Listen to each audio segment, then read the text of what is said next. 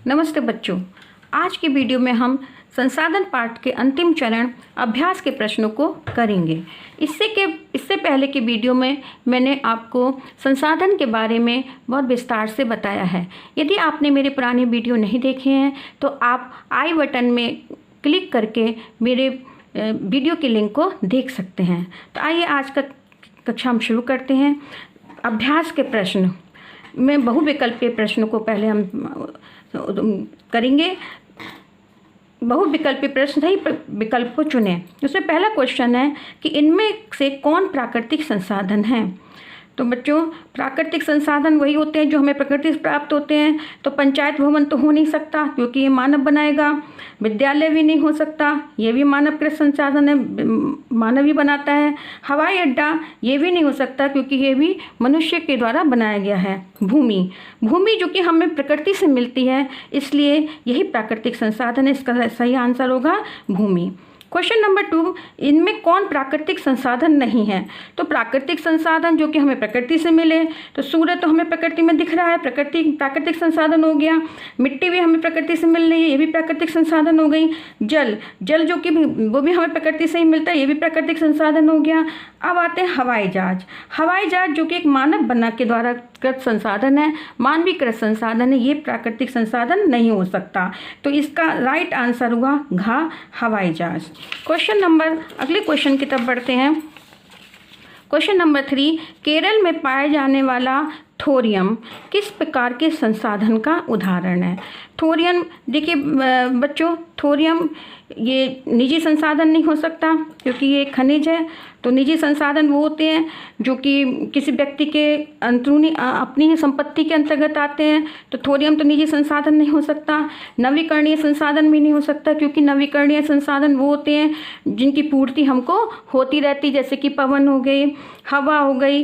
तो ये नवीकरणीय संसाधन भी नहीं हो सकता। जैव संसाधन भी थोरियम नहीं हो सकता क्योंकि जैव संसाधन में जीवित प्राणी, पेड़ पौधे, जीव जंतु आते हैं। अब आते हैं संभाव्य संसाधन।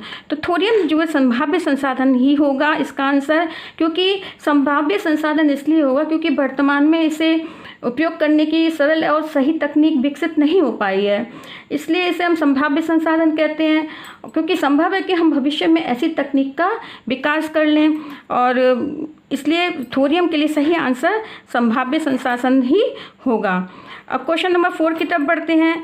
संसाधन निर्माण के लिए आवश्यक है तकनीक आवश्यक है बच्चों, क्योंकि तकनीक अगर हमारे पास नहीं होगी तो हम संसाधनों का निर्माण नहीं कर सकते। और आवश्यकता का होना भी आवश्यकता है। अगर जब हमारे पास आवश्यकता होगी तभी हम संसाधनों का उपयोग भी कर पाएंगे। और अगर ज्ञान नहीं है हमारे पास तो हम संसाधनों का उपयोग उचित तरीके से नहीं कर पाएंगे। प्रकृति ने हमें संसाधन तो दिए, लेकिन ज्ञान, तकनीक और आवश्यकता के बिना हम संसाधनों का निर्माण नहीं कर सकते हैं। तो इसलिए इसका आंसर उपयुक्त सभी में हम टिक लगाते हैं, ये वाला घ सही होगा। आइए बढ़ते हैं खाली स्थान की तरफ। खाली स्थान को उपयुक्त शब्दों से पूरा करें। तो पहला है, संसाधन क्षेत्र के विकास के लिए आधार का काम करते हैं। तो इसमें आएगा किसी भी क्षेत्र के विकास के लिए कौन आधार का काम करेगा? मानव एक ऐसा संसाधन है जो कि सभी के लिए अपने ज्ञान और उचित तकनीक लगा के, अपनी शारीरिक मानसिक शक्ति लगाकर वो किसी भी क्षेत्र के विकास का कार्य करता है इन संसाधनों का प्रयोग करके। तो इसलिए पहले में आप लिख दीजिए मानव संसाधन क्षेत्र के विकास के लिए आधार का काम करते हैं। क्वेश्चन नंबर 2 है, राजस्थान में पाया जाने वाला तांबा संसाधन का उदाहरण है। तो कैसे संसाधन का उदाहरण है? तो ये वास्तविक संसाधन का उदाहरण है, क्योंकि वास्तविक संसाधन वो होते हैं जिनकी कि हमें कुल मात्रा ज्ञात होती है और जिनका कि हम प्रयोग भी कर रहे होते हैं। तो तांबा का तो हम प्रयोग कर ही रहे हैं। आप तांबे के बर्तन आते हैं, तांबे से हम तार बनाते हैं, तो इसलिए ये वास्तविक संसाधन का उदाहरण है। आप यहाँ पे वास्तविक लिख दीजिए।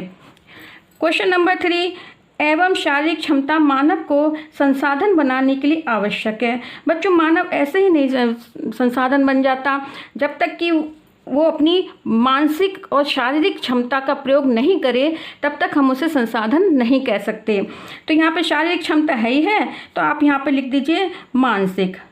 अब मानसिक और शारीरिक क्षमता अगर मिल जाती है तो मानव एक संसाधन बन जाता है। तो यहाँ पे आप मानसिक कर दीजिए, यहाँ पे मानसिक एवं शारीरिक क्षमता मानव को संसाधन बनाने के लिए आवश्यक है। तो ये पूरा हुआ। नेक्स्ट वीडियो में हम फिर मिलते हैं अपने अगले अध्याय के साथ। धन्यवाद।